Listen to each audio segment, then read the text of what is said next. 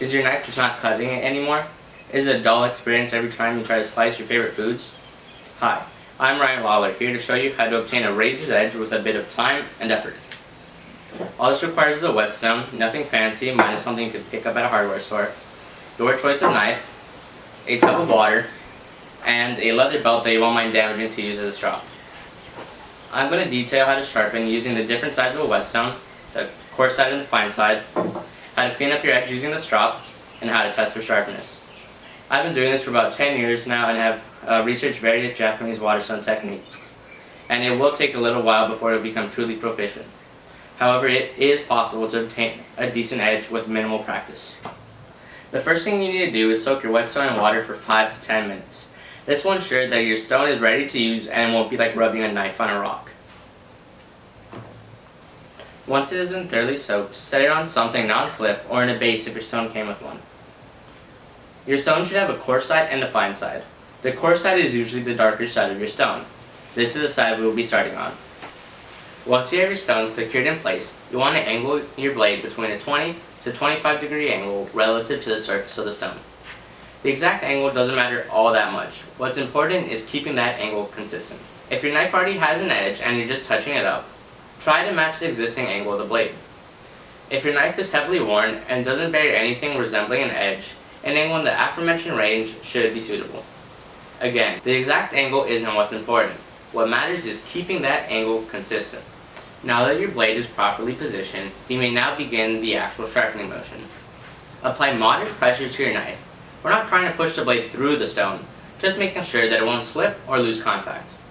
Next, move the blade forward slowly to the opposite edge of the stone in a pushing fashion. There's no need to go fast. That's how you injure yourself. If your blade is longer than your stone, like something like a kitchen knife, push the blade forward and to the side at the same time in a diagonal motion. Repeat for a total of 10 times on this one side. Your blade may need more depending on how dull it is.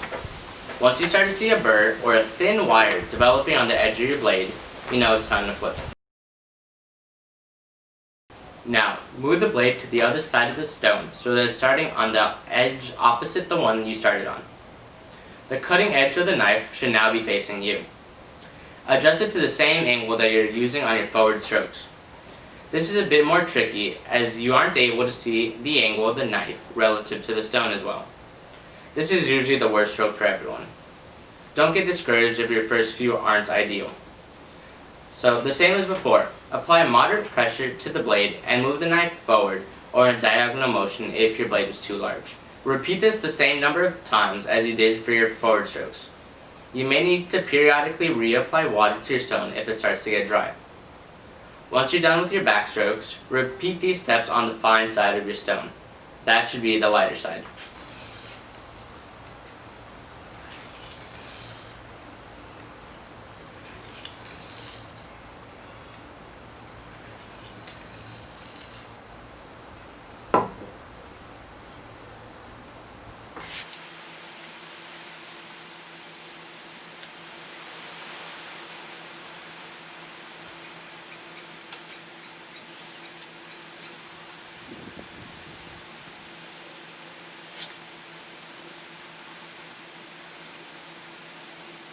Once you've completed your forward and backward strokes on both sides, you can now begin stropping.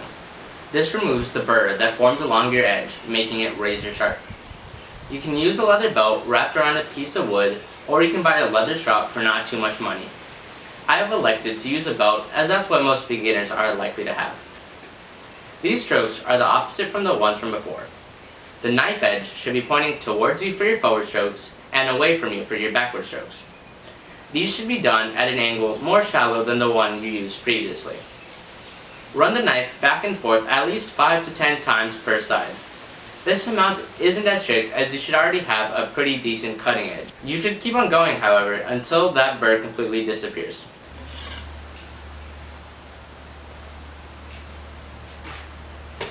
Once your burr is completely gone, you can test your knife's edge by trying to slice a sheet of paper.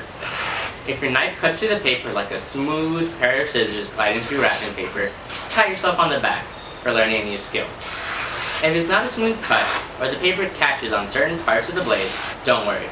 You likely only have to do a few more passes on the fine side of your stone and re-strop it.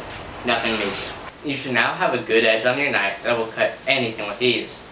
You will need to sharpen your knife periodically to keep an operational edge. Ultimately, safety is the most important thing when sharpening. Don't rush, and maintain a safe distance between yourself and other people, as a slip could be potentially harmful to passerby.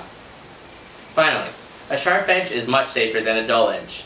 Keeping your edge pristine is the best thing for the longevity of your knife and for safe use. Thank you for watching.